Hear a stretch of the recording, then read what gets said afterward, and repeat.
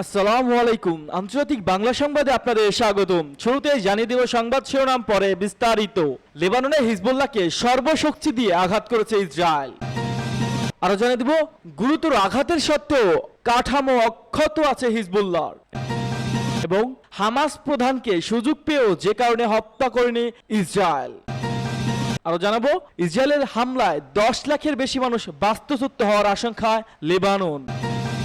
এবং নাসরুল্লাহর উত্তরসূরি নিয়োগ খবর গুজব বলছে হিজবুল্লাহ। এবং সবশেষ জানিয়ে দিব কমলাকে মানসিক প্রতিবন্ধী বললেন ট্রাম্প। এতক্ষণ দেখছিলেন সংবাদ শিরোনাম, এবার বিস্তারিত। তার আগে আপনি আমাদের ভিডিওটি কোন জেলা থেকে দেখছেন অবশ্যই কমেন্ট করে জানিয়ে দিবেন এবং আমাদের সাথে থাকার জন্য চ্যানেলটি সাবস্ক্রাইব করে দিবেন।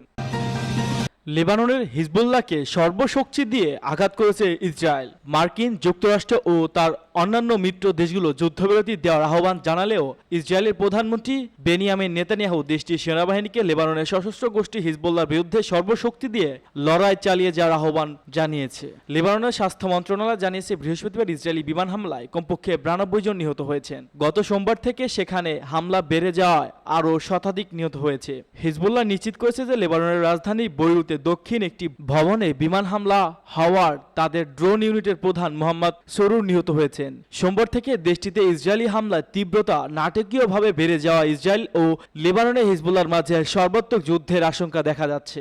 ইসরায়েল ও হিজবুল্লাহর মধ্যকার লড়াই ক্রমশ বাড়তে থাকায় গত বুধবার যুক্তরাষ্ট্র, যুক্তরাজ্য, ইউরোপীয় ইউনিয়ন সহ মোট 12টি দেশ লেবাননে 21 দিনে যুদ্ধবিরতি প্রস্তাব দিয়েছে।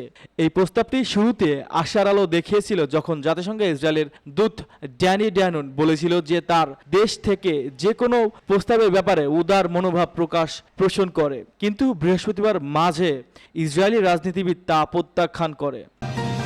গুরুতর আঘাতের সত্ত্বেও কাঠামো অক্ষত আছে হিজবুল্লাহর। গুরুতর আঘাতের সত্ত্বেও অক্ষত আছে হিজবুল্লাহর। দলটির উপপ্রধান নাইম কাশেম এক ভাষণে এই মন্তব্য করেন। আল জাজিরা জানিয়েছে নাইম কাশেম এক ভাষণে বলেছেন, হিজবুল্লাহর প্রধান নিহত হওয়া আমরা কঠিন পরিস্থিতির মধ্য দিয়ে যাচ্ছি, তবে দলের কাঠামো এখনো অক্ষত আছে। তিনি আরো বলেন, হিজবুল্লাহ এখনো হাসান নাসরুল্লাহ স্থলাভিষিক্ত নিয়োগ দেয়নি, তবে একটি প্রতিক্রিয়ার মধ্য দিয়ে নিয়োগ দেওয়া হবে।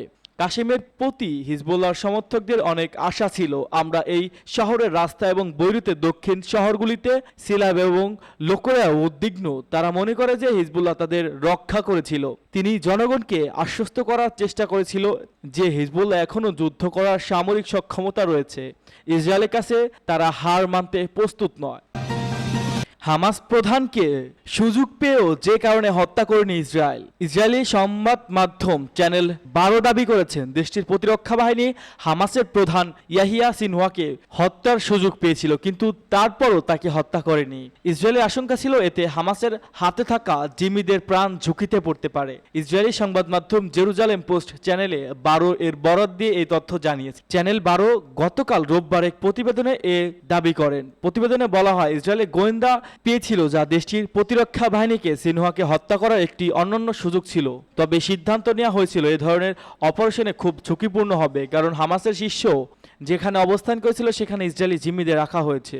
সম্প্রচার মাধ্যমটির দাবি, ইরানের রাজধানী তেহরানে হামাসের তৎকালীন প্রধান ইসমাইল হানিয়াকে হত্যার পর গোষ্ঠীটির শীর্ষ নেতা নির্বাচিত হওয়া ইয়াহিয়া সিনহর এরপর থেকে গাজা হামাসের টানেল নেটওয়ার্ককে লুকিয়ে আছেন। প্রতিবেদনে বলা হয়েছে, সিনিয়র নিজেকে জিম্মিদেরকে ঘিরে রেখেছিলেন এবং তাদের মানবঢাল হিসেবে ব্যবহার করছে যাতে ইসরায়েল তার ক্ষতি না করে। সৌদি আরবের রাষ্ট্রীয় মালিকানাধীন সম্প্রচার মাধ্যম আল আরবিয়া গত শনিবার এক প্রতিবেদনে বলেছে, ইয়াহিয়া সিনহর ইসরায়েলি বিমান হামলায় হিজবুল্লাহর মহাসচিব হাসান নাসরুল্লাহ নিহত হওয়ার বিষয়টি জানার পর গাজা উপত্যকায় স্থানান্তরিত হয়েছে, তবে গাজায় তিনি ঠিক কোথায় অবস্থান করছে সে বিষয়ে কোনো তথ্য দেয়নি সম্প্রচার মাধ্যমটি। বিগত সপ্তাহগুলোতে গুজব ছড়িয়ে পড়েছিল সিনওয়ার নিহত হয়েছেন, কিন্তু আইডিএফ তার মৃত্যুর বিষয়টি নিশ্চিত করতে পারেনি। তবে ইসরায়েলি গোয়েন্দা সংস্থা শিন বেথ বিশ্বাস করে সিনওয়ার এখনও বেঁচে আছে।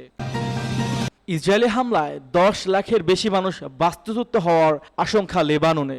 লেবাননের প্রধানমন্ত্রী নাজিব মিকাতি বলেছেন, ইসরায়েলের অব্যাহত বিমান হামলার কারণে দেশ জুড়ে 10 লাখের বেশি মানুষ ইতিমধ্যে বাড়িঘর ছাড়তে বাধ্য হতে পারে। এটাই সবচেয়ে বাস্তবসত্য হওয়ার ঘটনা বলছিলেন নাজিব মিকাতি। লেবাননের স্বাস্থ্য মন্ত্রণালয়ের তথ্য অনুযায়ী বৈরুতে হিজবুল্লাহ নেতা হাসান নাসরুল্লাহ হত্যার 2 দিন পরে রবিবারে বিমান হামলায় 50 জন নিহত হয়েছেন। অন্যদিকে হিজবুল্লাহ ইসরায়েলের উত্তরাঞ্চলে লক্ষ্য করে আরও রকেট ছুড়েছে।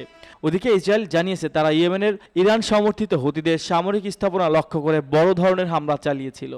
রবিবার হিজবুল্লাহ তাদের শীর্ষ সামরিক কমান্ডার আলী কারাকি এবং একজন সিনিয়র ধর্মীয় নেতা শেখ নাবিল কাউক ইসরায়েলি বিমান হামলায় নিহত হয়েছেন বলে নিশ্চিত করেছে। হিজবুল্লাহকে আমাদের কঠিনভাবে আঘাত করা দরকার বলেছিলেন ইসরায়েলের সামরিক বাহিনীর chief of staff hard Halevi. লেবাননের প্রধানমন্ত্রী নাজিব মিকাতি বলেছেন, বিমান হামলার কারণে বৈরুত ও দক্ষিণাঞ্চলীয় সীমান্ত এলাকাসহ দেশের অন্যান্য স্থানে মানুষ বাড়িঘর ছেড়ে পালাতে বাধ্য হচ্ছে। নাসরুল্লাহর উত্তরসূরি নিয়োগের খবর গুজব বলছেন হিজবুল্লাহ। দীর্ঘ 3 দশকের বেশি সময় ধরে লেবাননের সশস্ত্র গোষ্ঠী হিজবুল্লাহ নেতৃত্ব থাকা সাইদ হাসান নাসরুল্লাহ ইসরায়েলি বাংকার বিধ্বংসী ক্ষেপণাস্ত্র হামলায় নিহত হয়েছেন। তার এমন আকস্মিক মৃত্যুতে শিয়াপন্থী সশস্ত্র গোষ্ঠী দেখা দিয়েছে নেতৃত্বের সংকট, যার ফলে পরবর্তী নেতা কে হবেন তা নিয়ে চলছে নানা জল্পনা কল্পনা। এর মধ্যে একটি তথ্য ছড়িয়ে পড়েছে, নতুন নেতা বেছে নিয়েছে হিজবুল্লাহ। তবে এই তথ্যকে নিছক গুজব বলে উড়িয়ে দিয়েছেন সংগঠনটি। সোমবার একটি আনুষ্ঠানিক বিবৃতি দিয়েছে, বিষয়টিকে অস্বীকার করেছে তারা।